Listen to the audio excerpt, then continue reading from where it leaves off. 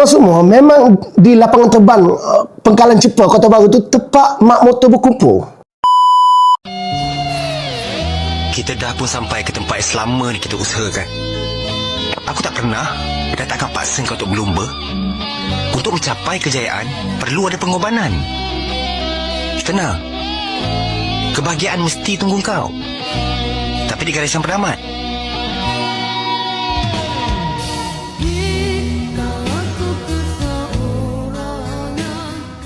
Assalamualaikum warahmatullahi wabarakatuh. Pemuda terbaik untuk sama-sama kita bangunkan Kelantan. Kita saya Kelantan. Berkenaan dengan isu mak rempik di lapangan terbang, Amba tidak bersetuju dengan mana-mana komen yang memburukkan anak muda di Kelantan. Untuk maklumat semua, telah pun menjadi salah satu impian almarhum Tok Guni Aziz membina lita motor di Kelantan. Tetapi ajaknya tak kesampaian. Apa masalah? Wallahualam. Amba tidak mahu mempolitikan isu ini dan amba ada terbaca Esko Kelantan kata nak bina lita untuk anak muda Kelantan. Amba bersama dengan hasrat tersebut. Amba tidak mahu politikan isu ini dan memang saya sebagai orang Kelantan, siap orang Kelantan. Ya? Panggung waya tak ada tempat nak berhibur.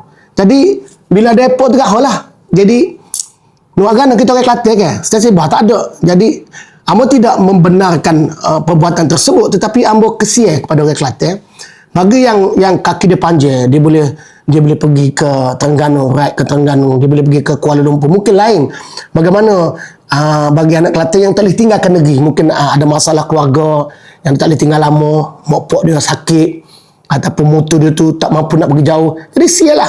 Kita sedih lah bila orang duk kata ke Kelantan. Amba nak bantu juga. Tidak ada agenda politik, cuma kita tengoklah mana yang boleh kita sinergikan antara kerajaan perpaduan kerajaan madani ini dengan kerajaan negeri. Kenapa? Membina lita motosikal adalah satu impian almarhum Tok Guni Aziz.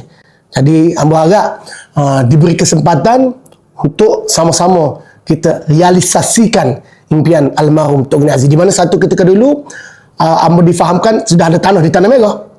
Kenapa tak jadi? Amba tidak mahu galikan lagi. Amba mahu move forward ke depan.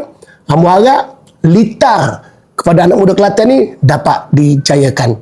Untuk maklumat semua, memang di lapangan terbang Pengkalan Cepa, Kota Baru tu tempat mak motor berkumpul. Dulu tahu masa amba sekolah ketika amba adalah mak Vespa, tidak mak motor, tetapi kebetulan rumah hambanya atas sikit daripada depot yang di kampung Teluk Kita. Jadi nak pergi ke Kota Baru, geng-geng mak Vespa ni, geng Vespa ni dia kumpul di Bonanza, depan Kabimo. Jadi amba akan lalu. Memang situlah. Kalau malam merdeka ni start pada pintu gerbang tu rapat ujung mana dekat camp tu. Mama motor daripada 20 tahun dulu lagi. Memang situ. Jadi orang tak tahu je sebenarnya. So memang amat kesian ada mak motor Kelantan. Tak ada tempat. Jadi bila Gen Z baru ni mungkin dia upgrade sikit. Dulu main luar pagar. Bila tengok airport comel kan maksud dah lah. Amat tidaklah kata perbuatan itu betul, tetapi di mana lagi tempat OOTD geng mak motor Kelantan nak ambil gambar nampak kelas sikit bah. Amba tidak kata amba setuju dengan aktiviti tu. Amba kesian dan amba harap sebab tu kita pun pernah jumpa dengan geng-geng RZ. Amba cuba dekati mereka, mendengar ada orang sindir amba.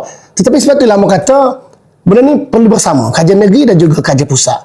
Kerana yang penting adalah orang muda di Kelantan. So ini bukan isu politik, ini isu pembangunan untuk orang muda di Kelantan. Jadi diharap isu ini tidak dipolitikan. Isu ini dapat diselesaikan untuk anak muda di Kelantan. Sama-sama kita bangunkan, kita realisasikan impian almarhum Tok Guni Aziz.